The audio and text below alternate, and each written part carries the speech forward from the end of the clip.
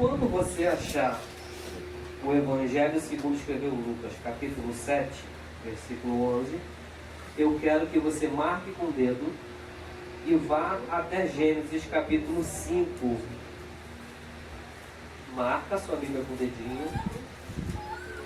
E Gênesis capítulo 5. 7, 11. Isso. Depois marca aí e a gente vai até Gênesis capítulo 5. Lá te farei ouvir as minhas palavras. Quantos creem que Deus tem uma palavra de vitória para você? Amém. Glória a Deus. Gênesis 5. Daqui a pouco a gente vai lá no Gênesis. Diz assim: 7:11. O filho da viúva de Naim. E aconteceu pouco depois, e ele a cidade chamada Naim. E com ele iam muitos dos seus discípulos e uma grande multidão. E quando chegou perto da porta da cidade, eis que levavam um defunto, filho único de sua mãe, que era viúva, e com ela ia uma grande multidão da cidade. E vendo o Senhor, moveu-se de íntima compaixão por ela e disse-lhe: não chore. E chegando-se, tocando os guife, e os que o levavam pararam, e disse: jovem, a ti te digo, levanta-te. E o defunto assentou-se e começou a falar, e entregou-o à sua mãe. E de todos se apoderou o temor, e glorificavam a Deus, dizendo: um grande profeta se levantou entre nós, e Deus visitou o seu povo. E correu dele esta fama por toda a Judéia e por toda a terra circunvizinha. Amém. Glória a Deus. Gênesis capítulo 5. Gênesis capítulo 5. Deixa eu colocar aqui. Vamos lá? 5, versículo 21. Não vou tomar muito tempo não para a gente ver. E viveu Enoque 65 anos e gerou a Matusalém. E andou Enoque com Deus, depois que gerou a Matusalém, 300 anos, e gerou filhos e filhas. E foram todos os dias de Enoque 365 anos. E andou Enoque com Deus, e não se viu mais, porquanto Deus para si o tomou. Amém? Pode ser seu pai em nome de Jesus. Glória a Deus.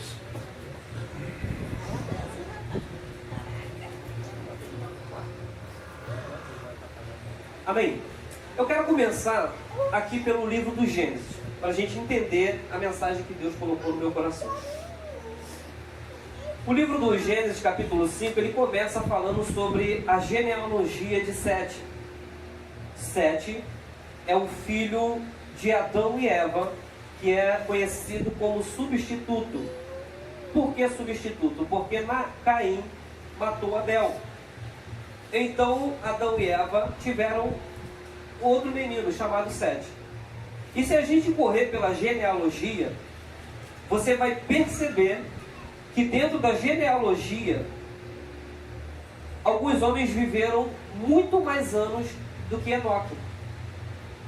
Se você acompanhar, vamos pegar só uma parte aqui. E Adão viveu 130 anos e gerou um filho à sua semelhança, conforme a sua imagem, o chamou o seu nome Sete. E foram os dias de Adão, depois que gerou a Sete, 800 anos, e gerou filhos e filhas. E foram todos os dias de Adão, que Adão viveu, 930 anos e morreu. Então, se a gente continuar na genealogia, a gente vai perceber que Enoque foi o que menos teve anos. Só que quando a Bíblia vai discorrendo sobre a genealogia, pode ver todas as genealogias. E viveu e morreu. E viveu e gerou filhos e morreu. E viveu e gerou filhos e morreu. Mas quando chega em Enoque, a Bíblia não diz que Enoque morreu. A Bíblia diz que Enoque viveu 365 anos e andou com Deus e não se viu mais, porquanto Deus para si o tomou. Então eu vejo, dentro dessas duas leituras, que não é o tempo que se vive, mas é o tempo que se anda com Deus. Tem gente que vive muito tempo dentro da igreja, mas não anda com Deus, e vai morrer mesmo dentro da igreja. E tem pessoas com muito menos tempo na igreja que vão ter tanta intimidade com Deus que não vai passar pela morte, porque Deus vai arrebatar a sua igreja. Então eu vejo que Deus, Ele tem um poder sobrenatural sobre a fase chamada morte. E a gente leu no estudo de quarta-feira que um dos cavaleiros, se não me falha a memória, o cavalo amarelo, o seu cavalo se chama morte. E continuando a leitura diz que o inferno o segue. Se a gente parar para entender dentro disso tudo, a gente vai ver que a morte é mais forte que o inferno. Alguém está acompanhando isso comigo? Todos que viveram, tiveram anos, morreram. A morte levou eles. Enoque não morreu. Deus o tomou para si. Então não é o tempo que se vive, é o tempo que se vive com Deus, é que faz a diferença na nossa vida. E no livro de Apocalipse diz que a morte é mais forte que o inferno, porque o inferno a segue. Está escrito lá, não está? A gente não leu isso na quarta-feira? Então a morte é muito mais forte do que o inferno, porque o inferno segue a morte. Agora escuta isso aqui. Vamos voltar para a nossa leitura principal. Então a gente vê que todos esses homens que tiveram um destaque importante na Bíblia morreram. Mas um que viveu menos do que todos eles, irmã Kelly, não passou pela morte. E outros homens também na Bíblia, né? Aí aparece alguém em Jerusalém chamado Jesus de Nazaré. Jesus de Nazaré, ele é uma pessoa que a princípio nas leituras você vai ver Filipe passando e chamando Natanael. E Natanael, quando ouve Filipe, Filipe vai dizer o seguinte: olha, nós achamos o Cristo, aquele de quem os profetas tinham falado. E Natanael pergunta: e quem é ele? Jesus de Nazaré. Aí Natanael para e pergunta: de Nazaré pode vir alguma coisa boa? Enfim, mas vai para ver quem é Jesus. Quando está chegando perto de Jesus, Jesus olha para Natanael e diz: eis um grande israelita, um bom israelita, em quem não há dolo, ou seja, em quem não há falsidade, em quem não há fingimento. Aí Natanael pergunta: mas o Senhor me conhece? Ele diz: conheço. Antes de Filipe te chamar, eu te vi debaixo da figueira. Aí Natanael passa a acreditar: peraí, porque a história da figueira que não é o caso de agora. Mas Natanael percebe que não é uma pessoa comum que está falando com ele. E acredita no testemunho de Filipe: encontramos o Cristo. Esse Cristo agora começa a percorrer em Jerusalém e parece que ele está disputando com João Batista. Parece, mas não é disputa. João Batista está preparando o caminho do Senhor. João Batista batiza com água e diz que após mim vem um que vos batizará com o Espírito Santo e com fogo. E Jesus começa agora a ter o seu ministério crescendo, irmã Marcela. Jesus agora começa a passear pela cidade. Um dos fatos no capítulo 7, Jesus vai para a cidade de Cafarnaum. E quando Jesus vem passando em Cafarnaum, a fama de Jesus já era uma fama bem espalhada. Todos conheciam a fama de Cristo. Aonde aquele jovem nazareno de aproximadamente 33 anos passava, alguma coisa acontecia. Aonde aquele nazareno passava com os seus discípulos, a multidão o seguia, porque sabia que através dele, por ele, aconteceria algo sobrenatural. Alguém seria curado, alguém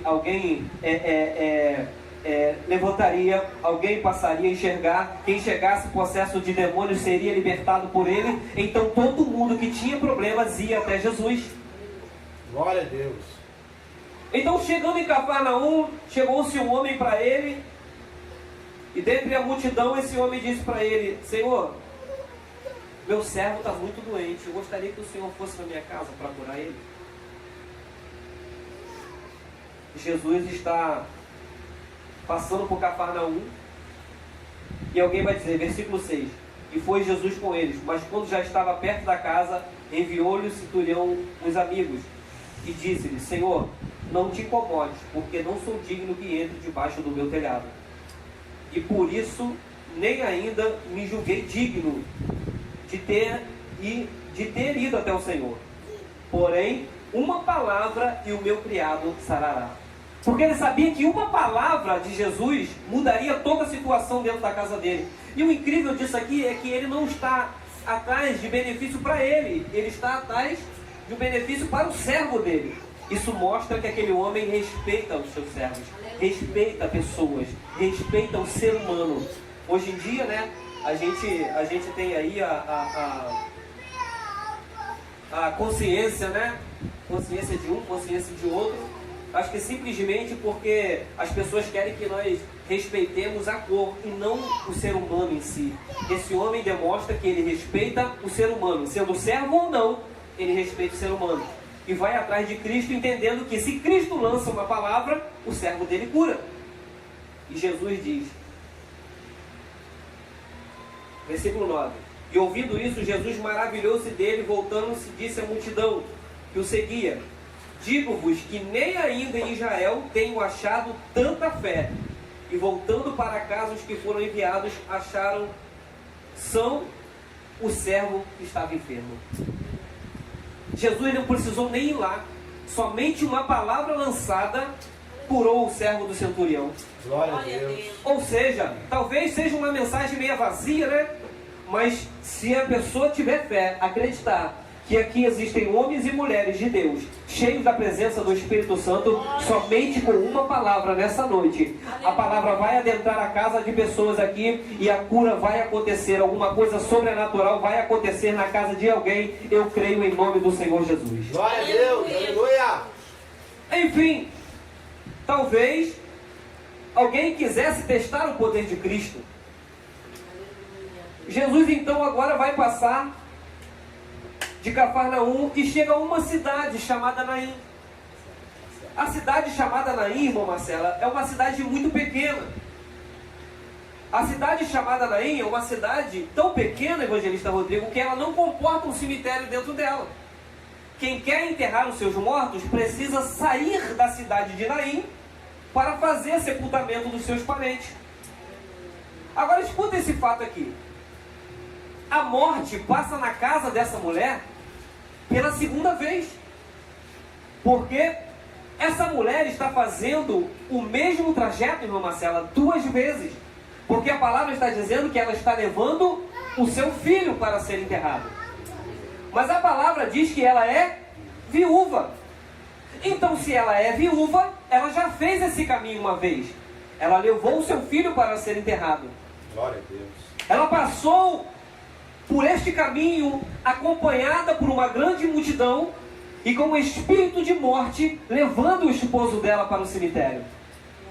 Talvez, nesse momento, essa mulher tenha pensado: fiquei sem meu esposo, vou ser conhecida como viúva, mas ainda bem que eu tenho o primogênito em casa, ainda bem que eu ainda tenho um filho homem.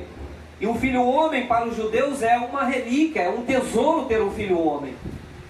Porque esse jovem agora vai ser o arrimo de seu pai, é ele que vai tomar as posses de sua mãe, é ele que vai criar agora a família, é ele que vai cuidar das possessões que se tem fazenda, é esse menino que vai cuidar. Se tem uma herança, é esse menino que vai cuidar. A mãe dele não vai ficar desamparada, ela não vai depender de outras pessoas, porque é esse menino que vai cuidar. E na primeira vez que ela faz esse caminho, ela faz com uma multidão. Quem sabe alguém tenha dito para ela: não chores, calma, isso vai passar. E tu já percebeu que quando a pessoa, quanto mais você fala não chore, mais deixa a pessoa angustiada? Porque quem está passando por um problema desse não quer ouvir não chore, quer chorar, precisa se esvaziar. E o choro Parece que é um alívio para a alma. Parece que a alma está se lavando por dentro quando você chora. Talvez até a palavra de consolo, não chores, seja uma forma de tentar dar uma autoajuda. Mas no momento que alguém está passando por um problema desse, ninguém quer ouvir não chores. Na verdade, a gente quer a solução. Né? Você quer chorar, porque o chorar alivia. Chorar acaba fazendo você se aliviar daquela dor. Você não quer ouvir não chore, você quer ouvir eu tenho uma solução. E essa mulher passou pelo caminho da cidade de Naim levando o seu esposo. Mas não diz quanto tempo, não diz a doença, só diz que ela tem o mesmo problema. Quem morre agora é o seu filho. E sabe aquele anjo, ou aquela fase chamada morte que a gente leu lá em Gênesis, que levou toda a genealogia de Sete, e não levou Enoque? Aquele anjo chamado morte, que está lá no livro de Apocalipse, que diz que o inferno segue ele, que dá um ar de superioridade, dizendo que ninguém escapa da morte, que ninguém passa pela morte. Nós vamos passar por uma fase conhecida humanamente, morte. Por quê? Do pó viemos, ao pó retornaremos. Isso ninguém vai fugir. Mas uma coisa Jesus vai nos ensinar nessa passagem. Escute isso. O anjo chamado morte que levou os patriarcas não levou Enoque. Porque a Bíblia diz que Enoque andou com Deus. Só que correndo toda a Bíblia, passando milhares e milhares de anos, quem pisa em Israel, quem pisa em Jerusalém, não é o anjo Gabriel, não é o anjo Miguel, não é os querubins, é o próprio Deus, através de Jesus Cristo, está passeando em Jerusalém. Glória a Deus. E agora essa mulher está fazendo o mesmo caminho, irmã Marcela. Eu fico imaginando, talvez, o que se passa na mente de uma pessoa que perdeu o seu marido, está passando pela mesma situação, está passando pelo mesmo caminho. Talvez as pessoas que estão com ela, talvez estão tentando ajudá-la de alguma forma. Isso vai passar, Deus está olhando pela gente. E quando você passa pela mesma situação duas vezes, aí você desacredita em Deus. Isso aqui é nosso, é do ser humano, há uma falha na gente. A gente não acredita que os planos de Deus... Eu acabei de falar isso agora, né, evangelista Rodrigo? A gente não acredita que os planos de Deus possam nos frustrar duas vezes pela mesma coisa. Meu marido morreu, tá bom, Deus achou bem por levar o meu esposo, mas eu tenho meu filho. Opa, mas agora meu filho morreu. Opa, peraí, não é possível. Talvez essa mulher clame, Deus, não é possível, o Senhor não está olhando por mim, o meu marido foi enterrado, eu estou de novo levando meu filho. Porque a Bíblia não diz isso, mas não me proíbe de conjecturar. Né? E ela está fazendo o mesmo caminho. E talvez ela esteja dizendo, eu precisava tanto de Deus na minha vida, eu precisava tanto de Deus na minha família, Deus levou meu marido e agora está levando meu filho. Só que a primeira vez que ela fez esse caminho, ela não tinha a multidão que estava vindo dessa vez. Dessa vez ela vai com a multidão, quem sabe alguém dizendo, não chores, calma, vai passar. É só uma fase na sua vida. Ela está saindo pela cidade. Enquanto ela está indo, está vindo uma outra multidão de lá para cá. E essa multidão que vem de lá para cá, vem seguindo Jesus de Nazaré. Porque Jesus, quando entra em Naim, Jesus não anda sozinho. Jesus anda com seus discípulos. E por conta dos seus milagres, uma multidão segue Cristo. Então ela está fazendo o mesmo caminho, sentindo a mesma dor. Mas só que ela encontra com Cristo. Versículo 13, versículo 12. E quando chegou perto da porta da cidade, escuta isso aqui. Quando a Bíblia relata perto da porta da cidade, está dizendo que antes dela sair da cidade, que antes dela romper os limites da cidade e passar novamente pelo processo antes da porta da cidade, eles levavam o defunto, o filho único da viúva. Ia com ela uma grande multidão saindo, e vendo o Senhor, moveu-se de íntima compaixão por ela e disse-lhe, não chores. Espera aí, eu estou ouvindo não chores de novo. E agora é estranho que não é de quem está aqui no meio da gente. É de alguém que veio de fora. A Bíblia diz que ele se moveu de íntima compaixão. Ou seja, Cristo viu a dor daquela mulher. Cristo sentiu a dor dela novamente. Eu imagino o Senhor Jesus olhando para aquela mulher e retrocedendo ao passado e vendo que ela já tinha passado por aquilo uma vez. E agora ela está passando de novo. Jesus diz para ela: não chores. E o estranho, eu acabei de falar isso aqui agora, né? Quem ouve não chores, na verdade não quer ouvir não chores, quer ouvir eu tenho a solução. E esse não chore de Jesus, talvez, por ser humano, é mais um que está falando não chore. Mas esse não chore de Jesus, depois que passou de isso uma compaixão, é praticamente dizendo: eu tenho a solução. Escuta isso aqui, a multidão que vai com Jesus, Jesus vai quebrar vários dogmas aqui. A multidão que vai com Jesus, os discípulos que vão com Jesus, sabe que um sacerdote, ou um profeta, ou um grande homem de Deus, não pode tocar no defunto, porque se ele toca no defunto, ou no esquife do defunto, ele se torna impuro. E mais uma coisa, isso aqui é conjectura de pregador, talvez seja loucura para alguns. Do lado está o anjo da morte, porque ele tem autonomia para estar ali. O menino está morto. Sim ou não? Tem autonomia para estar ali ou não está? O menino está morto, está diante do poder da morte. E quem chega? Senhor Jesus, o dono da vida. Ele diz: eu sou o caminho, a verdade e a vida. Aí quando ele chega em Lázaro, ele diz assim: fica tranquilo, teu irmão não morreu, ele dorme. E ainda que esteja morto, ele viverá. Tá, tu não entendeu? Duvido você ter entendido isso aqui. Jesus está dizendo para a morte: acabou a gracinha, parou, você fez uma vez, né? Mas já passou, mas eu não estava aqui. Só que agora o dono da vida está presente. E Jesus está dizendo automaticamente no mundo espiritual, no âmbito espiritual, eu vejo o meu Jesus botando o dedo na cara da morte e dizendo: você não tem poder na minha presença. Você não tem poder diante de mim. Abaixo o esquive, Jesus toca no esquive e diz: menino, levanta-te. O jovem começou a se levantar e ele agora entrega o jovem para sua mãe. Agora eu fico imaginando um homem que disse: não chore, está com o dedo na cara da morte dizendo: tu não tem poder e autoridade diante da minha presença. E todos que estavam ali pensando que Jesus ia ficar impuro, acabaram, todos se apoderou o temor e glorificavam a Deus dizendo: um grande profeta se levantou entre nós e Deus visitou o seu povo. Ou seja, quando o povo está dizendo um grande profeta se levantou entre nós e Deus visitou o seu povo, eles estão glorificando a Deus e dizendo: o anjo da morte não tem mais poder nessa cidade. O anjo da morte não tem poder nessa família. Aí eu fico imaginando, sabe por causa de quê? Porque vamos conjecturar um pouquinho, posso até exagerar. Na hora de você fazer velório, já foi assim velório? Que a pessoa está ali com o caixão na sala. O velório da minha bisavó foi assim: caixão na sala e café e pão com mortadela, né? Pra gente ir velando o corpo a noite toda. Eu fico imaginando. Aí todos talvez tenham passado isso, pessoas chorando, pessoas digam não choram.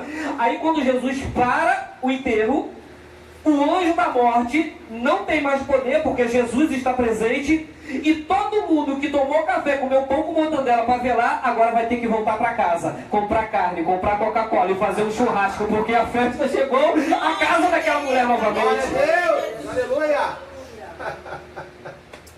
Eita Deus, aleluia!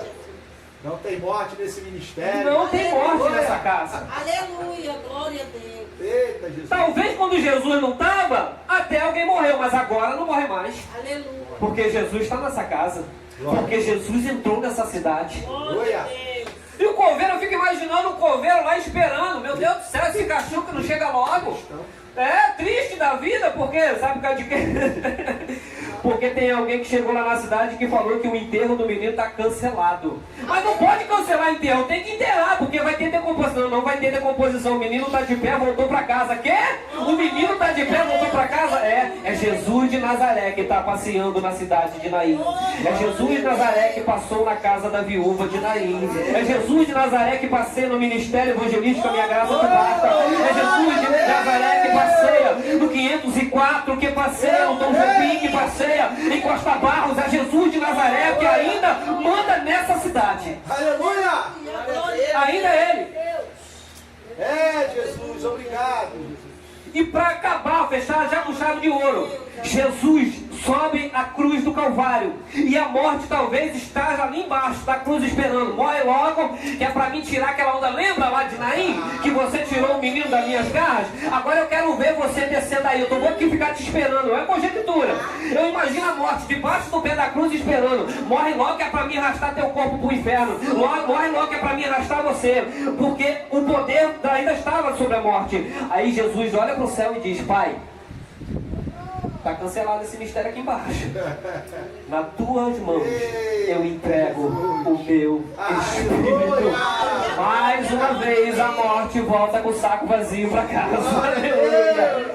Jesus é o Senhor da vida. Jesus é o Senhor que dá e tira a vida. E mais uma coisa, quando Jesus diz: a ti eu entrego o meu espírito, Ele está cancelando o poder da morte sobre a vida da igreja. Irmã Kelly, nós até vamos passar do pó viemos ao pó retornaremos, mas o meu espírito e o teu espírito está com Cristo. O evangelista Rodrigo, a gente até vai voltar para o pó. De repente no caju, terra rasa, alguém vai enterrar a gente, alguém vai chorar, mas o nosso espírito vai estar nas mãos de Deus pelo poder do Senhor Jesus de Nazaré. Oh, Deus, aleluia.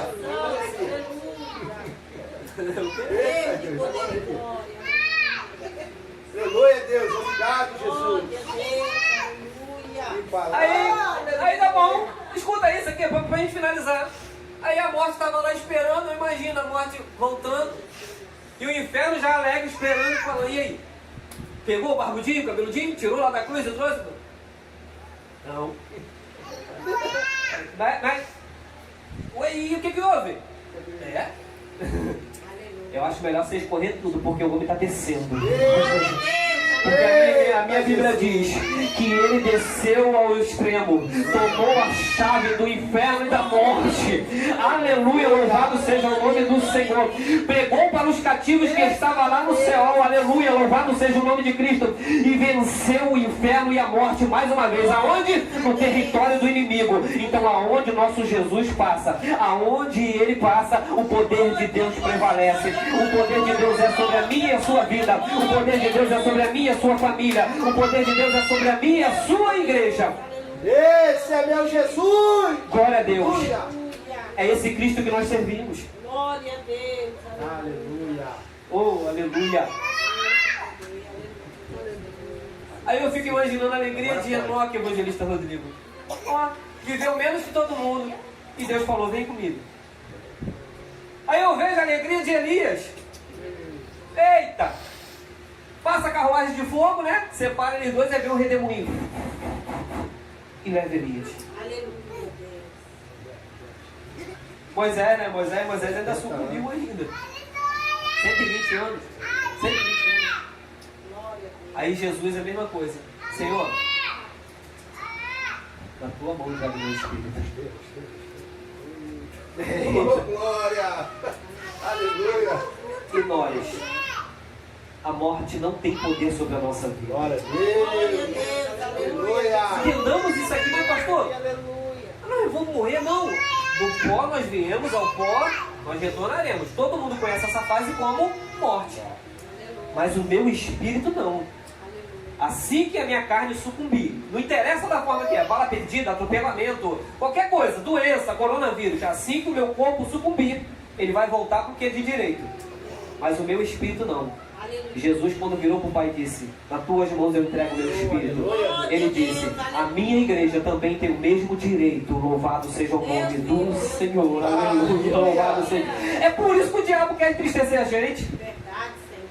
É por isso que a gente passa confronto, Mas todavia sempre tem um hino de louvor a Deus que toca o nosso coração. Aleluia. Aleluia. É. E a nossa alma ainda diz, nós precisamos dele. Aleluia. Amém, irmãos? Amém. Eu quero agradecer a oportunidade, mas eu só quero falar só mais uma coisa aqui. Outro dia eu estava vendo Aleluia, Deus. pode me ligar se quiser, mano. Ele estava vendo um vídeo e um louvor muito bonito numa igreja, um jovem, um menor que havia assim chorando, sentindo a presença de Deus. E para uma criança aquilo não é emocionalismo, não é. É uma coisa que a gente perdeu há muito tempo, que está dentro de cada um, do ser humano, na verdade. Eita Deus, é verdade. Que é a necessidade, a dependência da presença de Deus no nosso ser.